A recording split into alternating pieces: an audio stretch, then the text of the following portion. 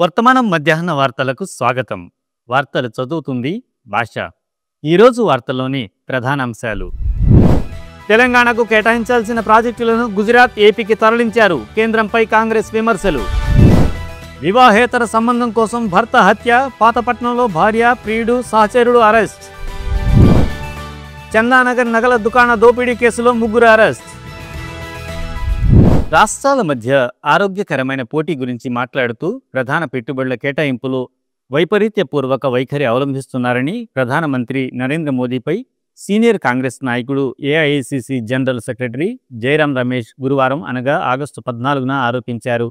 Semi conductor తయారీ ప్రాజెక్టుల కేటాయింపులో కేంద్రం ప్రతిపక్ష పాలిత రాష్ట్రాలపై వివక్ష చూపుతోందని ఆయన అన్నారు.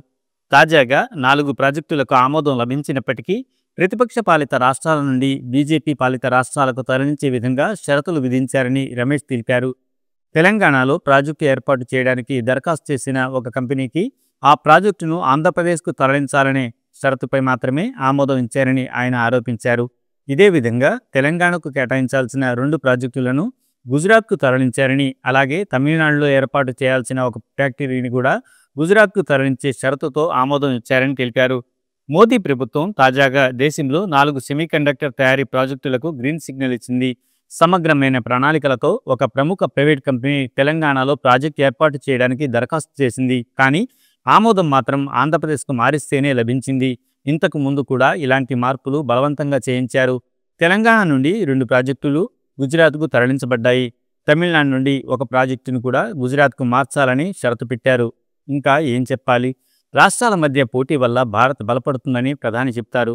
కానీ అంపైర్ ఇంత బహిరంగంగా పక్షపాతంగా ఉంటే ఆ పోటీ ఒక హాస్యాస్పదం అవుతుంది అని ఆయన ఎక్స్లో పోస్ట్ చేశారు. ప్రభుత్వం ఇలాగే పక్షపాతం చూపిస్తూ ఉంటే పోటీ అనే ఆలోచనే హాస్యాస్పదంగా మారుతుంది అని రమేష్ రాశారు. వివాహేతర సంబంధానికి అడ్డుగా ఉన్నాడన్న కారణంగా ఓ మహిళ తన ప్రియుడితో కలిసి భర్తను చంపేసిన ఉదంతిమిది. శ్రీకాకుళం జిల్లా పాతపట్నంలో జరిగిన ఈ దారుణంపై టెక్కలి డీఎస్పీ డి లక్ష్మణరావు తెలిపిన వివరాల ప్రకారం పాతపట్నంలోని మొండిగొల్ల వీధికి చెందిన నల్లి రాజుకు 8 ఏళ్ల క్రిందట మౌనికతో వివాహమైంది. వీరికి 2 అబ్బాయిలు. ఇటీవల మౌనికకు స్థానికుడు గుండు ఉదయకుమార్తో వివాహేతర సంబంధం ఏర్పడింది. దీనిపై భర్తతో పాటు కుటుంబ సభ్యులు ఆమెను పలుమార్లు మందలించారు. దీంతో మౌనిక ప్రియుడితో కలిసి భర్తను హతమార్చి తర్వాత ఉదయకుమార్ తన భార్యకు విడాకులిచ్చి ఇద్దరూ కలిసి జీవించాలని నిశ్చయించుకున్నారు. రాజును రాత్రివేళ బయటకు రప్పించేందుకు ఉదయ్ అమ్మాయిల వాట్సాప్ సందేశాలు పంపించాడు. రాజు తిరస్కరించడంతో ఇంట్లోనే హత్యకు పథకం వేశారు. మౌనిక ఈ నెల 5న తన భర్తకు 4 నిద్రమాత్రలు కలిపిన అన్నం పెట్టింది. ఆ రోజు అతని ప్రవర్తనను గమనించి మర్నాడు 6 మాత్రలు కలిపిన భోజనం పెట్టింది. భర్త మత్తులోకి జారుకున్నాక అర్ధరాత్రి ప్రియుడికి ఫోన్ చేసింది. ఉదయ్ కుమార్ స్థానికుడు చౌదరి మల్లికార్జున్తో కలిసి బైక్పై వస్తూ ఆ దారిలో వీధి దీపాలు ఆపేశారు. ఇంట్లోకి వచ్చాక ముగ్గురు కలిసి గాఢ నిద్రలో ఉన్న రాజు ముఖానికి తలగడను నొక్కిపెట్టి చంపేశారు. తర్వాత రాజు ద్విచక్ర వాహనాన్ని స్థానిక ఎస్సీ కాలనీ దిగువన పెట్టారు. ఉదయ్, మల్లికార్జున్లు తాము వచ్చిన బైక్పై రాజు మృతదేహాన్ని తీసుకొచ్చి ముందుగా బండి పెట్టిన ప్రాంతంలో పడేసి వెళ్ళిపోయారు.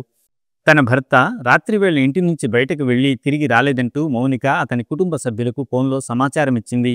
7న ఉదయం స్థానికులు మృతదేహాన్ని గుర్తించారు. అతని శరీరంపై గాయాలు లేకపోవడంతో పాటు మౌనిక ఫిర్యాదు మేరకు ఎస్ఐ బి లావణ్య అనుమానాస్పద మృతిగా కేసు పెట్టారు. సీసీ కెమెరాలు పరిశీలించగా రాత్రిపూట ఉదయ్ కుమార్, మల్లికార్జున్ సంచరించినట్లు గుర్తించారు. పోలీసుల ప్రశ్నలకు మౌనిక పంకంలేని సమాధానాలిచ్చింది. దీంతో లోతుగా విచారించగా తామే హత్య చేసినట్లు ముగ్గురు అంగీకరించారని డీఎస్పీ తెలిపారు. చందానగర్లోని ఖజానా జ్యువెలరీ దుకాణంలో ఇటీవల జరిగిన దోపిడీ కేసులో 3 అనుమానితులను పోలీసులు అరెస్ట్ చేశారు. వీరిలో 2ని బీదర్లో, ఒకరిని పూణేలో పట్టుకున్నారు. ముగ్గురు బీహార్కు చెందినవారు. ఈ దోపిడీ ఆగస్టు 12న జరిగింది. నగలతో పారిపోవడానికి ముందు గ్యాంగ్లోని వారు దుకాణ సిబ్బందిపై కాల్పులు జరిపారు. దర్యాప్తులో ఈ బీహార్ ఆధారిత గ్యాంగ్ సుమారు నెల క్రితమే హైదరాబాద్కు వచ్చిందని బయటపడింది. జగద్గిరిగుట్టలో ఉండి స్థానిక గ్లాస్ తయారీ యూనిట్లో పనిచేస్తున్నట్టు నటించారు. వీరు బీహార్ నుంచి తుపాకులను తెచ్చుకొని నగల దుకాణాన్ని దోచుకునే ముందు అనేక రోజుల పాటు రహస్య పరిశీలన చేశారు. దోపిడీ అనంతరం పారిపోయిన వీరిని పోలీసులు అన్వేషణ చేసి వేర్వేరు రాష్ట్రాల్లో పట్టుకున్నారు. కేసు ఇంకా దర్యాప్తులో ఉందని అధికారులు తెలిపారు. ఈ వార్తలు ఇంతటితో సమాప్తం. మరిన్ని విశేషాలతో మళ్ళీ మీ ముందుంటాం. అంతవరకు సెలవు. ధన్యవాదాలు.